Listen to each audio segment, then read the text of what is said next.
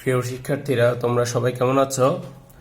আশা করি তোমরা এই করোনার মুহূর্তে নিজেদের সচেতন থেকে তোমরা ভালো আছো এবং ঠিকমতো পড়ালেখা চালিয়ে যাচ্ছ।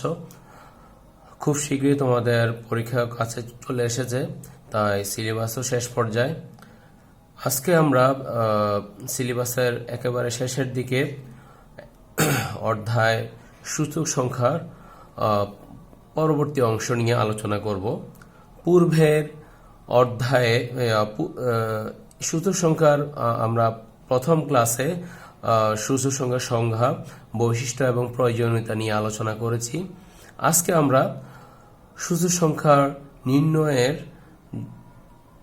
কিভাবে নির্ণয় করতে হয় সে ব্যাপারে আলোচনা করব। তাহলে প্রিয় শিক্ষার্থীরা, চলো আজকে আমরা আমাদের ক্লাসের মূল বিষয়ে ফিরে যাই। আমাদের সূচক সংখ্যা নির্ণয় করার জন্য আমাদেরকে প্রথমে জানতে হবে ভিত্তি বছর এবং চলতি বছর কি। ভিত্তি বছর হচ্ছে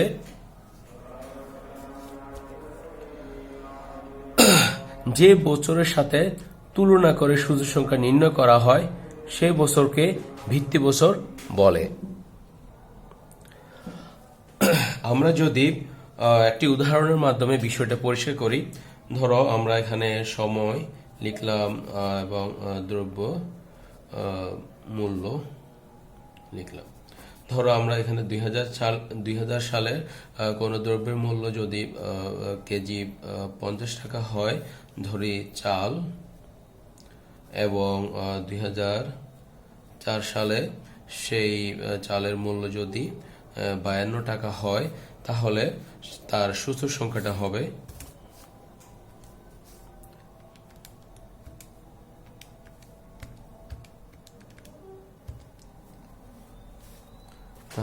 সূচক সংখ্যাটা হচ্ছে 104।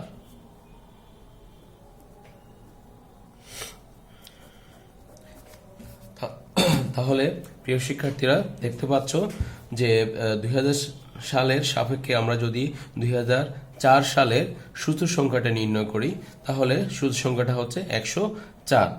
অর্থাৎ 2000 সালে যদি পণ্যটির মূল্য 100 টাকা হতো, তাহলে 2004 সালে পণ্যটির মূল্য 104 টাকা হতো। অর্থাৎ 2000 সালের তুলনায় 2004 সালে 4%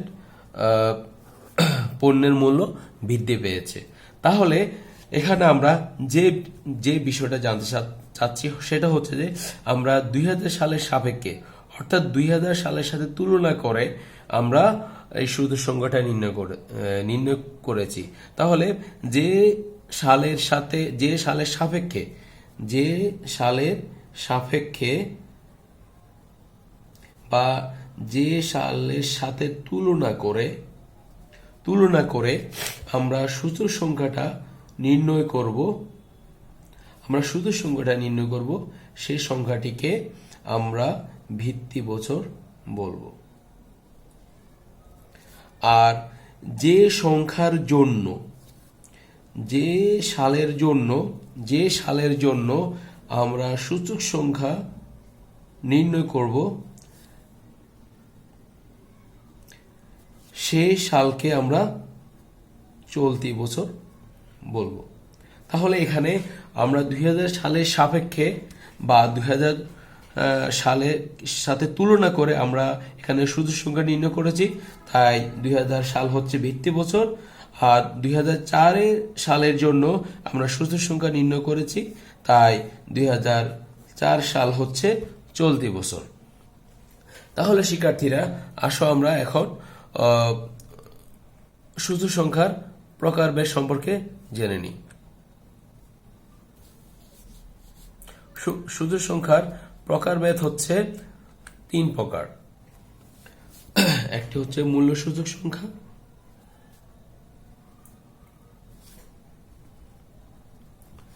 এটা প্রকারভেদ লিখিনি। একটি হচ্ছে মূল্য সূচক সংখ্যা, আর একটি হচ্ছে পরিমাণ সূচক সংখ্যা আরেকটা হচ্ছে মূল্যমান সূচক সংখ্যা। প্রিয় শিক্ষার্থীরা, তাহলে আমাদের সূচক সংখ্যার প্রকারভেদ হচ্ছে তিনটি। একটি হচ্ছে মূল্য সূচক সংখ্যা, একটা হচ্ছে পরিমাণ সূচক সংখ্যা, আরেকটা হচ্ছে মূল্যমান সূচক সংখ্যা। আমরা আজকে এই তিনটি সম্পর্কে জানব। তাহলে মূল্য সূচক সংখ্যা কিভাবে নির্ণয় করে, আমরা আজকে এগুলো কিভাবে নির্ণয় করতে হয় সেটা শিখব। তাহলে শিক্ষার্থীরা, আমরা যদি কোনো দ্রব্যের মূল্য সূচক সংখ্যা নির্ণয় করতে যাই, তাহলে আমাদেরকে জানতে হবে ওই নির্দিষ্ট দ্রব্যের ভিত্তি বছরকে আমরা কিভাবে চিহ্নিত করি, আর ওই নির্দিষ্ট দ্রব্যের চলতি বছরকে আমরা কিভাবে চিহ্নিত করি। দেখো, যদি নির্দিষ্ট দ্রব্যের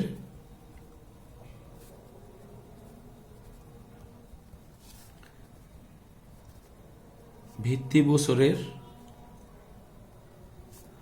মূল্য, আরেকটি হচ্ছে নির্দিষ্ট দ্রব্যের চলতি বছরের মূল্য। আমাদের মূল্য সূচক সংখ্যা নির্ণয় করার জন্য আমাদেরকে এই দুটো বিষয় জানতে হবে। সেটা হচ্ছে কোন দ্রব্যে, নির্দিষ্ট দ্রব্যে, ধরি আমরা যদি চালের সূচক সংখ্যা মূল্য সূচক সংখ্যা নির্ণয় করতে যাই, তাহলে আমরা যেহেতু মূল্য সূচক সংখ্যা নির্ণয় করতে যাচ্ছি, তাহলে আমাদের মূল্য মানে প্রাইস, আমরা প্রাইস হিসেবে ধরব। এটারও আমরা মূল্য সূচক সংখ্যা নির্ণয় করতেছি, এটারও মূল্য সূচক সংখ্যা নির্ণয় করতেছি, এবং যেটাকে আমরা ভিত্তি বছর ধরছি সেটাকে আমরা ধরব পি ও, আর যেটাকে আমরা চলতি বছর ধরছি তাহলে সেটাকে আমরা ধরব এন, পি এন। তাহলে ভিত্তি বছরের মূল্যকে আমরা পি ও ধরব, আর চলতি বছরের মূল্যকে আমরা পি এন ধরব। তাহলে মূল্য সূচক সংখ্যাকে আমরা ধরব মূল্য পি ও এন। আমাদের সূত্র হবে পি এন পি ও গুণ, যেহেতু আমরা সূচক সংখ্যাকে শতকরা প্রকাশ করি, সেজন্য আমরা 100 দ্বারা গুণ করব। 100 দ্বারা গুণ করলে আমরা মূল্য সূচক সংখ্যা পেয়ে যাব। তাহলে এখানে সামেশন কেন? আমরা যদি 2000 সালের ভিত্তিতে 2004 সালের সূচক সংখ্যা নির্ণয় করি, তাহলে পি এন হচ্ছে 52 আর পি ও হচ্ছে 50। তাহলে সামেশন কেন? সামেশন হচ্ছে যদি আমরা 2000 সালের কয়েকটি দ্রব্যের মূল্যর সাথে যদি 2004 সালের একই দ্রব্যগুলোর মূল্যের সূচক সংখ্যা নির্ণয় করি, তাহলে ওই সবগুলো ভিত্তি বছর এবং চলতি বছরকে আমরা যোগ করব। সেজন্য আমরা এটা সামেশন ব্যবহার করেছি। অর্থাৎ একটি পণ্যের ক্ষেত্রে আমাদের সামেশনের প্রয়োজন নেই, যদি একাধিক দ্রব্য থাকে তাহলে আমাদের সামেশনের প্রয়োজন আছে। তাহলে প্রিয় শিক্ষার্থীরা, আমরা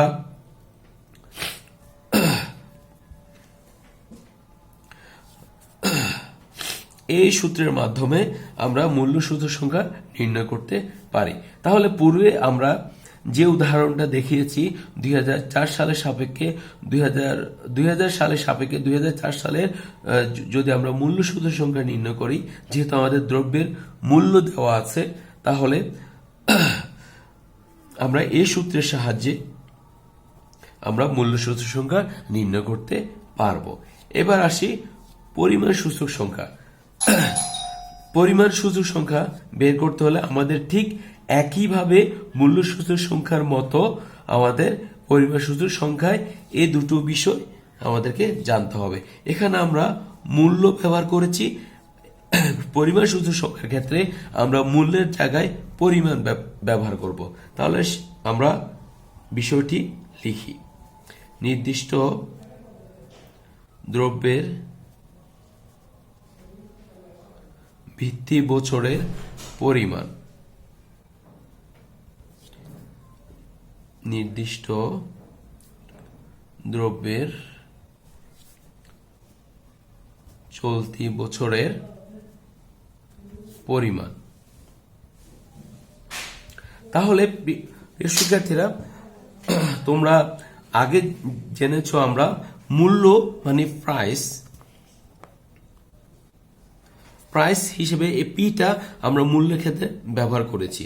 ঠিক তদ্রূপ পরিমাণ মানে কোয়ান্টিটি ক্ষেত্রে আমরা কিউ ব্যবহার করব।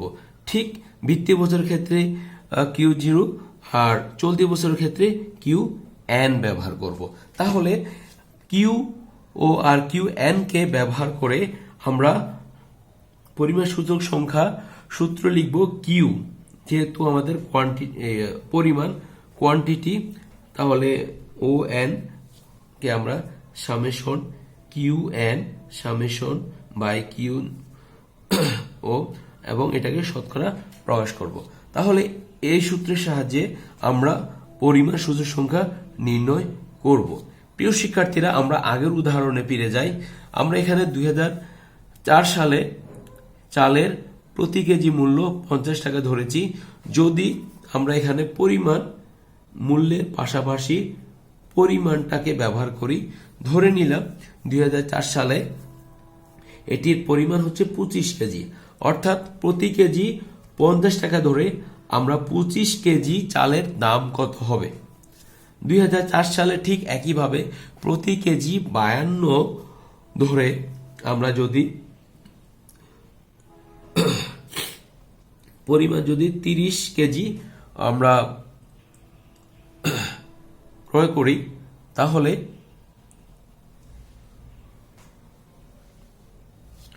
আমরা 2000 সালের সাপেক্ষে 2004 সালে পরিমাণ সূচক সংখ্যা আমরা নির্ণয় করতে পারবো এই সূত্রের সাহায্যে। সেটা হচ্ছে যে আমরা যেহেতু 2000 সালকে ভিত্তি বছর ধরেছি, তাহলে 2000 সালের পরিমাণ হচ্ছে কিউ আর 2004 সালের ভিত্তি বছরকে আমরা ধরেছি QN। তাহলে আমরা এটাকে যদি আমরা 30/25 গুণ 100 দ্বারা বের করি, তাহলে আমাদের আসছে 30/25 গুণ 100 120, অর্থাৎ আমাদের 20% পরিমাণ সূচক সংখ্যা বৃদ্ধি পাচ্ছে। তাহলে শিক্ষার্থীরা,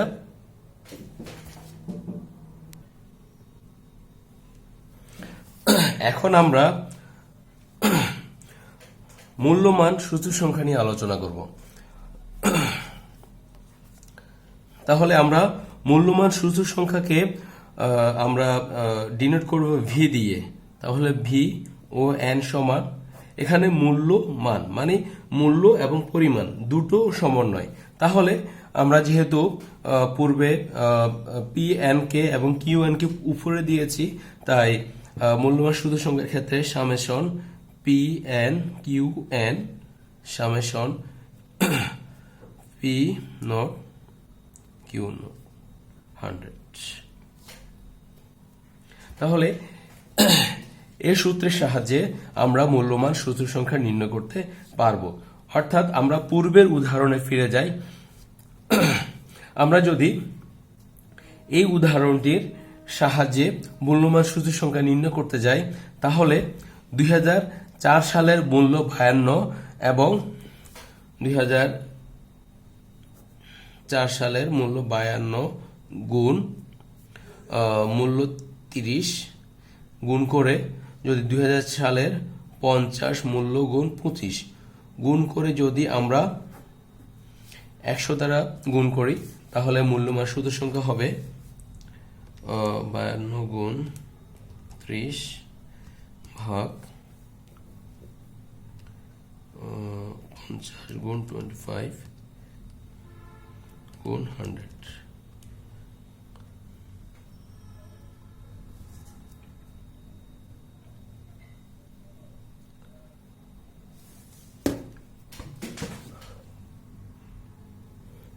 তাহলে শিক্ষার্থীরা আমরা যদি এটা ক্যালকুলেশন করি তাহলে আমরা পাচ্ছি 124.8, অর্থাৎ আমাদের 24.8% বৃদ্ধি পেয়েছে।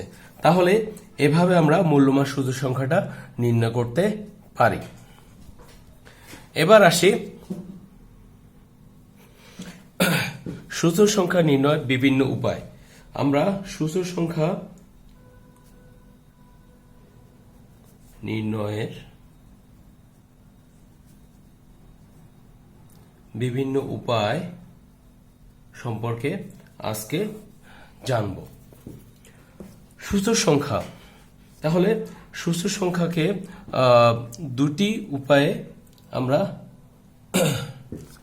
দুটি ভাগে ভাগ করতে পারি। সূচক সংখ্যার নির্ণয়কে দুটি ভাগে ভাগ করতে পারি। একটি হচ্ছে ভারহীন সূচক সংখ্যা, আরেকটি হচ্ছে ভার যুক্ত সূচক সংখ্যা। এবার আসি আমরা ভারহীন সূচক সংখ্যা নিয়ে আলোচনা করি। ভারহীন সূচক সংখ্যাকে দুই ভাগে ভাগ করা হয়েছে। একটা হচ্ছে সরল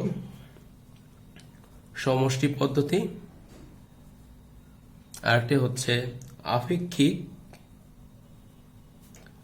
গড় পদ্ধতি। ঠিক একইভাবে ভারযুক্ত সূচক সংখ্যাকেও দুভাগে বিভক্ত করা হয়েছে। একটি হচ্ছে সরল সমষ্টি পদ্ধতি, আরেকটি হচ্ছে যে আপেক্ষিক গড় পদ্ধতি। এটা হচ্ছে ভারযুক্ত আর এটা হচ্ছে ভারহীন।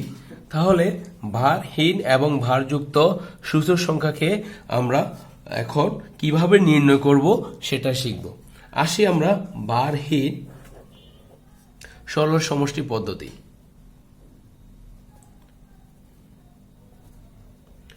ভারহীন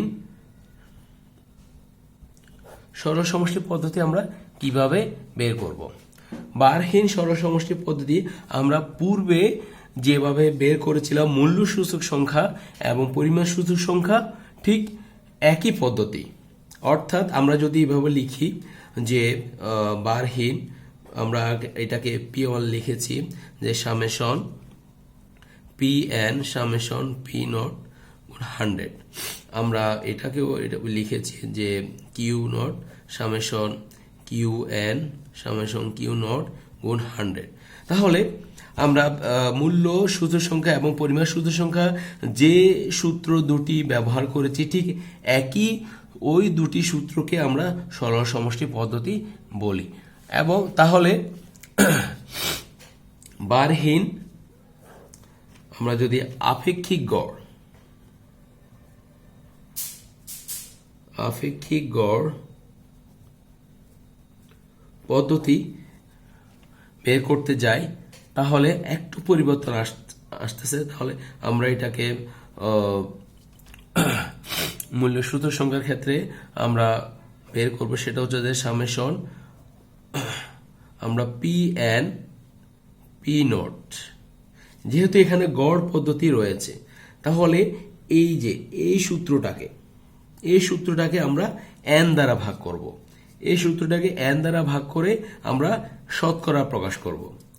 এখন আপেক্ষিক গড় পদ্ধতিটাকে QON, এই যে এই সূত্রটাকে আমরা n দ্বারা ভাগ করব। সামেশন QN Q0 n, এটাকে 100 দ্বারা গুণ করব, অর্থাৎ শতকরা প্রকাশ করব। তাহলে আমরা মূল্য সূচক সংখ্যা এবং পরিমাণ সূচক সংখ্যাকে আমরা সরল সমষ্টি পদ্ধতি বলছি, আর মূল্য সূচক সংখ্যা এবং পরিমাণ সূচক সংখ্যার গড়কে আমরা আপেক্ষিক গড় পদ্ধতি বলছি। তাহলে তোমরা যদি এই দুটো সূত্রটা বের করতে পারো, তাহলে এই দুটো সূত্রের কে যদি n দিয়ে ভাগ করো, তাহলে তোমরা আপেক্ষিক গড় পদ্ধতিটা পেয়ে যাবে। তাহলে নিশ্চয় তোমরা খুব সহজে বের করতে পারবে। এবার আসি ভারযুক্ত সূচক সংখ্যা। ভারযুক্ত সূচক সংখ্যার একটি হচ্ছে সরল সমষ্টি পদ্ধতি আর একটা হচ্ছে আপেক্ষিক গড় পদ্ধতি। প্রিয় শিক্ষার্থীরা, ভারযুক্ত সূচক সংখ্যার ক্ষেত্রে সরল সমষ্টি পদ্ধতিটা এটা হচ্ছে অনেকগুলো পদ্ধতি রয়েছে, এটা ব্যাপক, এটা আমরা পরবর্তী ক্লাসে আলোচনা করব। আজকে আমরা আলোচনা করব সেটা হচ্ছে আপেক্ষিক গড় পদ্ধতি, অর্থাৎ ভারযুক্ত আপেক্ষিক গড় পদ্ধতির ক্ষেত্রে আমরা কিভাবে সূচক সংখ্যা নির্ণয় করব। তাহলে আমরা লিখি ভারযুক্ত আপেক্ষিক গড় পদ্ধতি। ভারযুক্ত আপেক্ষিক গড় পদ্ধতির ক্ষেত্রে আমরা ঠিক মূল্য সূচক সংখ্যা, ভারযুক্তর ক্ষেত্রে মূল্য সূচক সংখ্যা যদি আমরা নির্ণয় করি তাহলে দেখা যাবে যে ঠিক এই সূত্রটাকে আমরা প্রসেসিং করে ব্যবহার করব। সেটা হচ্ছে যে আমরা এই ভারহীনের আপেক্ষিক গড়ের ক্ষেত্রে আমরা n দ্বারা ভাগ করেছি, এখানে আমরা ঠিক তার বিপরীতটা করব। সেটা হচ্ছে যে ভারযুক্ত মানে হচ্ছে যে এখানে ভর রয়েছে, ওয়েট রয়েছে, সে ওয়েটটাকে আমরা গুণ করে দেব। আমরা আগে n দ্বারা ভাগ করেছি, এবার আমরা n দ্বারা গুণ করে দেব। তাহলে আমরা সূত্রটা কিভাবে লিখতে পারি, লিখে আগে আমরা মূল্য সূচক সংখ্যার ক্ষেত্রে সূত্রটা লিখে নিই। সেটা হচ্ছে যে পি এন পি নট, এই যে এটাকে আমরা কি করলাম, আমরা ওয়েট দ্বারা গুণ করে দিলাম। গুণ করে দেওয়ার পর এই ওয়েটটাকে আমরা ওয়েটের যোগফলকে আমরা ভাগ করে দিব।